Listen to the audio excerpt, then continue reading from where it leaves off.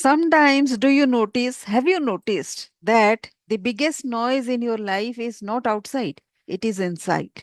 So you attend meetings, you engage with governments, you train people, you train teams, you build ecosystems. And somewhere quietly your mind says, what if this is not enough? What if I'm missing something?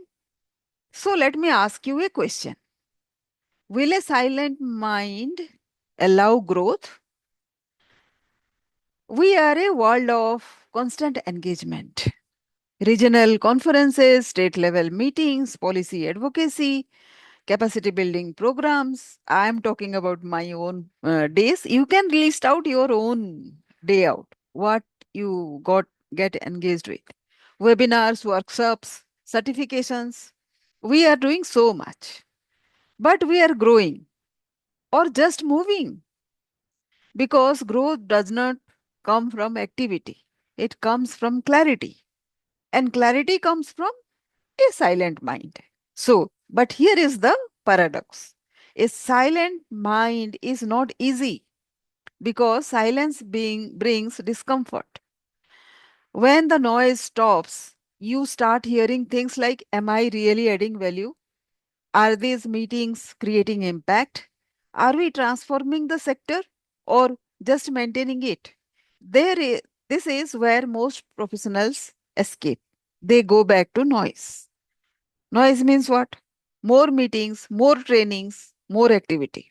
Because noise feels like progress. But it is not. So, have you seen people who are higher up in the rank? They actually do much less activity. So, you feel like they are doing nothing, yet they are progressing. But what they do instead, they actually are silent inside the mind. They are not insecure by the way. So, let us explore what all we can do to bring that mind to our own cause, support our own cause. A silent mind does something very powerful. It forces you to upgrade. Instead of asking, what should I do next? You start asking, what value I am creating?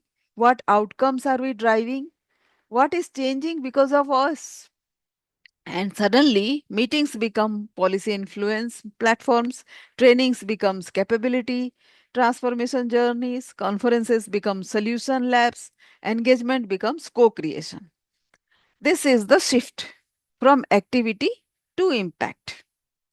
Let me first make this real for you. A silent mind will ask, like in my case, it is policy and government engagement. Are we just attending meetings, going, attending meetings, or shaping decisions? So you move to state policy labs, district pilots, data driven advocacy, and in capacity building, that which is another area of my work. A silent mind will ask, are we just training people or changing behavior? So you move to role based learning journeys, certification pathways, action labs with real outcomes. In ecosystem building, which is the third pillar of my work, a silent mind will ask, are we working in silos or building alignment?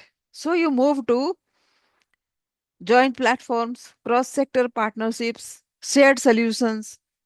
In market development, then, which is the fourth pillar of my work, a silent mind will ask, are we expanding or reaching the unreached effectively? So you move to district first models, physical expansion, anchor partnerships. Do you see what happened? Nothing outside changed fast. So, will a silent mind allow growth? Not always. Because silence can also create doubt. That is the first thing, which is why we don't want to be silent.